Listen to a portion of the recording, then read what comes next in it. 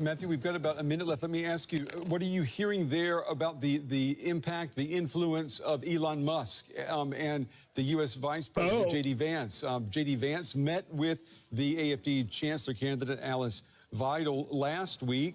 I mean, they've been very open about their support for the AFD. Do people feel like that made a difference tonight?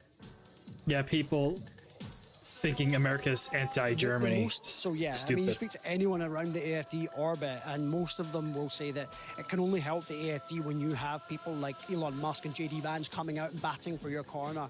But the main thing I think is that it just normalises this party, makes them very difficult to ignore. Yeah. And one of the most fascinating things I that's like this happened guy's in the last few commentary. weeks is that the AFD's position on the war on Ukraine, their position has now been taken up by the people in the White House.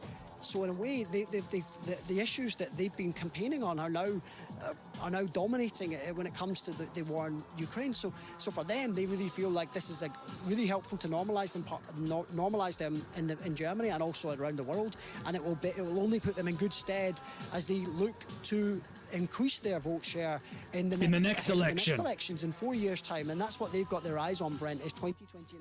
I have to say, I'm in lockstep mentally and strategically what this guy is talking about, because I just realized, J.D. Vance going to meet with Alice Weidel. Notice how other commentators said, it's very likely that Alice Weidel is likely going to be the head of the AFD into the 2029 election, or if it occurs sooner, whenever it occurs. So, when's the next election for the U.S. presidential election? It's 2028. Who's the current expected incumbent for that? It's going to probably be J.D. Vance. And Vance is doing a really great job politically. He's doing a fantastic job. So the fact that he met and gave his good graces to Alice Weidel, and if all this shit goes kaboom politically for the for the CDU rather, dude, the US is gonna be totally behind Germany's back. Totally behind Germany's back. And I just, it's so smart.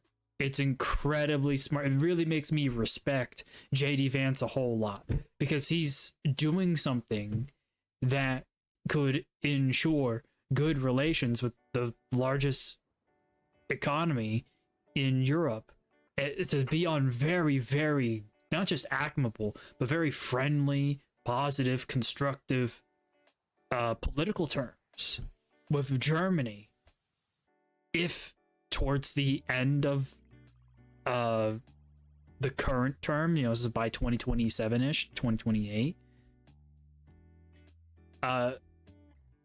Vance is seen as the front runner and Weidel gets in, like,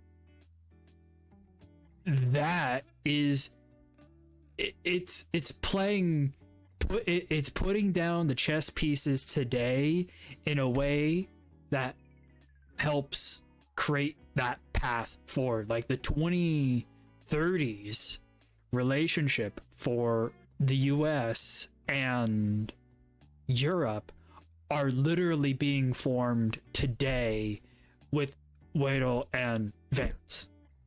The politics of the 2030s are being formed by Weidel and Vance today. It's incredibly forward-looking. Yeah, well, it's incredibly forward-looking. It really makes me respect Vance a whole lot. And I'm pretty sure that this stream is done now.